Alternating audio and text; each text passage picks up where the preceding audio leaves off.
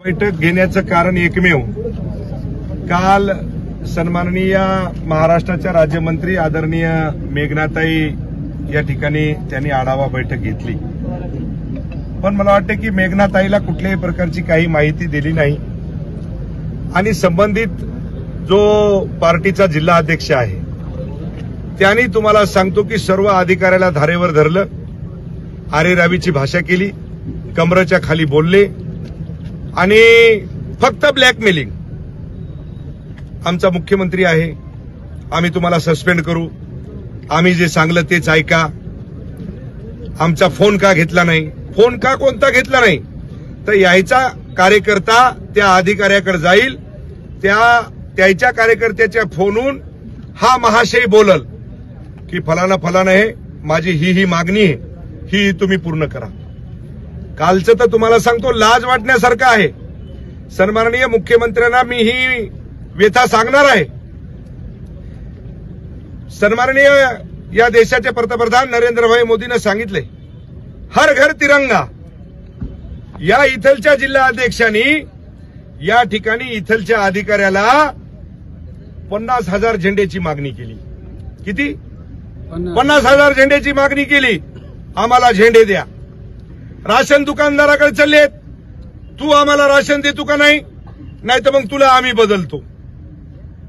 म्हणजे तुम्हाला सांगतो कलेक्टर पासून तर खालच्या कर्मचाऱ्यापर्यंत कॉन्ट्रॅक्ट बेसवरचे जे इंजिनियर आहेत त्यांना सुद्धा तुम्हाला सांगतो की पैशाची मागणी. एलसीबीचा पीआय असेल का पोलीस स्टेशनचा ठाणेदार असेल का जिल्हा अधिकारी का एसडीएम असेल, यांना फक्त तुम्हाला सांगतो आमचा वरिष्ठ नेता यायलाय, आम्हाला पैसे पाहिजेत. म्हणजे मला वाटते की याच्या आधी सुद्धा भारतीय जनता पार्टीचे जिल्हा अध्यक्ष आदरणीय तानाजीराव मुटकुळे होते, आदरणीय रामरावजी वडकुते होते, आदरणीय फुलारावजी शिंदे होते, आदरणीय बाबारावजी भांगर होते, पण त्यांच्या काळामध्ये कधीही कोण्या अधिकाऱ्याची तक्रार आली नाही की आम्हाला हप्ते मागायलेत म्हणून. पण हे महाशय या 2 महिन्यामध्ये यांनी चदरच लावली. ग्रामसेवक सोडणं उठलं की तुम्हाला सांगतो आमचं काय, आम्ही भारतीय जनता पार्टीचे जिल्हा अध्यक्ष आहेत. यामुळे आमच्या महायुतीचं प्रतिमा हे मलिन व्हायली. त्यामुळे सन्माननीय या महाराष्ट्र राज्याचे मुख्यमंत्री सन्माननीय देवेंद्रजी फडणवीस साहेब आणि आमचे आदरणीय प्रदेशाध्यक्ष रवींद्रजी चव्हाण साहेब यांना मी जाऊन सांगणार आहे, हे मी जे बोलतोय हे खोटं नाही. या संपूर्ण अधिकाऱ्याला तुम्ही एकांतामध्ये बोलवा आणि एकांतामध्ये बोलवल्याच्या नंतर यांना तुम्ही विचारा की तुमच्याकडून पैशाची मागणी व्हायली का नाही व्हायली. हे जर मी खोटं बोलत असेल तर हे अधिकारी तुम्हाला सर्व सांगतील. माझ्या जवळचे आमदार आहेत, तुमचा एलक्यू लावतो, तुमचा फलानच करतो, तुमचं विस्तानच करतो. अरे काय लावलाय धंदा, अधिकाऱ्याने काम तरी कसं करायचं. जर अधिकारी कुठं जर चुकत असेल तर त्याला मी सुद्धा माफ करणार नाही, पण अधिकाऱ्याला तुम्हाला सांगतो जबरदस्ती त्याच्यावर दडपण टाकायचं आणि सांगायचं तू हे काम कर, तुझ्याच्यानं हे नाही झालं मी तुझा एलक्यू लावतो, माझे आमदार जवळचे आहेत, मला फलानं दे, मला बिस्तानं दे. आता ही किती मोठी लाजिरवाणी गोष्ट आहे हो. हर घर तिरंगा, आणि ते तिरंग्यासाठी जर तुम्हाला सांगतो हे पैसे घेत असतील, सन्माननीय तानाजीरावजी मुटकुळे साहेब असतील, त्यांना सुद्धा मी व्यथा मांडली, वारंवार सांगितलं की साहेब हे बरोबर नाही, हे कोण तुम्ही जिल्हा अध्यक्ष केलाय, हे वारंवार पैशाच्या मागण्या करतायत, वारंवार लोकांना तुम्हाला सांगतो की धमकवतायत, ही भाषा बंद करावी. कालचे जर तुम्ही छोटे छोटे जर व्हिडिओ जर बघितले तर मला वाटतं हे चुकीचे आहे, हे कुठेतरी थांबलं पाहिजे. त्यासाठी संपूर्ण अधिकाऱ्यांना घेऊन मी कलेक्टरला सुद्धा सांगितलंय, मी एसपीना सुद्धा सांगितलंय, ठाण्याच्या पीआयला सुद्धा पैसे, जो तुम्हाला सांगतो बीड जमादार असतो ना त्याला सुद्धा पैसे. म्हणजे याच्या जर तुम्हाला सांगतो म्हणजे रेल्वेचं तिकीट हो, रेल्वेचं तिकीट काढा, बापाची ठेवी आहे आपल्या, रेल्वेचं तिकीट काढून द्यायची, विमानाचं तिकीट काढा, अरे काय धंदा लावला? मला गुजरातला स्वामीजीकडे जायचं, मला गाडीमध्ये डिझेल टाकून द्या. हा, अरे काय लावलंय काय? म्हणजे निव्वळ तुम्ही ब्लॅकमेल करायले आणि आपला उदरनिर्वाह तुम्ही करायले. किराणा सामान सुद्धा, माझ्या घरी किराणा सामान संपलं, किराणा सामान आणून द्या. ते भारतीय जनता पार्टीचे कार्यकर्ते सुद्धा कदरलेत. ज्यांनी माझं काम विधानसभेमध्ये केलं त्या कार्यकर्त्याला तुम्हाला सांगतो बाजूला करून टाकलं यांनी. नाव सांगा. अहो, आता जिल्हा अध्यक्ष तुम्हाला माहित नाही का? नाव सांगायची आवश्यकता आहे का? काय 4 जिल्हा अध्यक्ष आहेत का?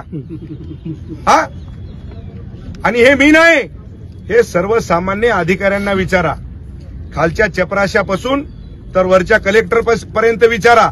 मी जर खोटं बोलत असाल तर मी जे म्हणसाल ती सजा भोगायला तयार आहे.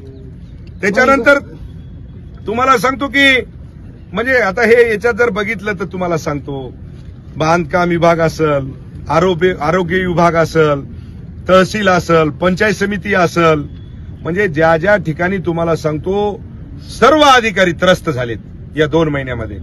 अधिकाऱ्यांनी मला काल तुम्हाला सांगतो रडून सांगितलं की साहेब आम्ही काम तरी कसं करायचं. अहो, ज्या कळमनुरी मतदारसंघामध्ये आमचे कामं चालू आहेत त्या कामावर जायचं, तुम्हाला भेटला नाही का? भेटायचं तुम्हाला नाही. मी जिल्हा अध्यक्ष आहे, मी भारतीय जनता पार्टीचा जिल्हा अध्यक्ष आहे. मला देवेंद्रजी फडणवीस साहेब, माझ्यावर तुम्ही विश्वास ठेवू नका, पण आपल्या पार्टीच्या लोकप्रतिनिधी आणि आपल्या पार्टीचे जे कार्यकर्ते आहेत त्यांना तुम्ही विचारा. हे जर वस्तुस्थिती जर नसाल, तुम्ही तुमची टीम पाठवा, या अधिकाऱ्यांना विचारा. मी जर चूक म्हणत असाल, तुम्ही मला जी शिक्षा देसाल ती मी भोगायला तयार आहे. खरं तर मग महायुतीत धुसभूसपणाचं कसं आहे आता असं म्हणलं तर? महायुतीमध्ये धुसभूस नाही. हा महायुतीचा प्रश्न नाही, हा भारतीय जनता पार्टीचा प्रश्न नाही. हा प्रश्न वैयक्तिक माजी आमदाराचा आहे. गैरफायदा त्या पदाचा घेतोय हे मला या जनतेच्या समोर तुम्हाला सांगायचं आहे. खरं तर तुम्ही नाव न घेता टीका करताय, मग ह्याचे काही व्हिडिओ वगैरे काही आले का? पुरावे आहेत का? अहो, आता तुम्हाला सांगतो, हे अधिकारी बिचारे घाबरलेले असतात, हे बिचारे भीतात. अहो, एक व्हिडिओ आहे आमच्याकडे, आता तुम्हाला सांगून फायदा नाही. आलं का लक्षात? सांगा तू मला पैसे पाठवायला का नाही, नाही तर मग हे बंद करून टाक. अरे काय धंदा झाला तू? हा, ही म्हणजे ही वस्तुस्थिती आहे. सन्माननीय महाराष्ट्राचे मुख्यमंत्री आदरणीय देवेंद्रजी फडणवीस साहेब आणि दोन्ही उपमुख्यमंत्री एकनाथभाई शिंदे आणि दादा, तुम्ही टीम पाठवा, अधिकाऱ्यांना विचारा, एकामध्ये विचारा, सगळ्यांना बोलून विचारू नका, एकाला विचारा. हे सगळं भांड तुम्हाला उघडत क्लीन एकदम आरशासारखं स्वच्छ दिसल्याशिवाय राहणार नाही.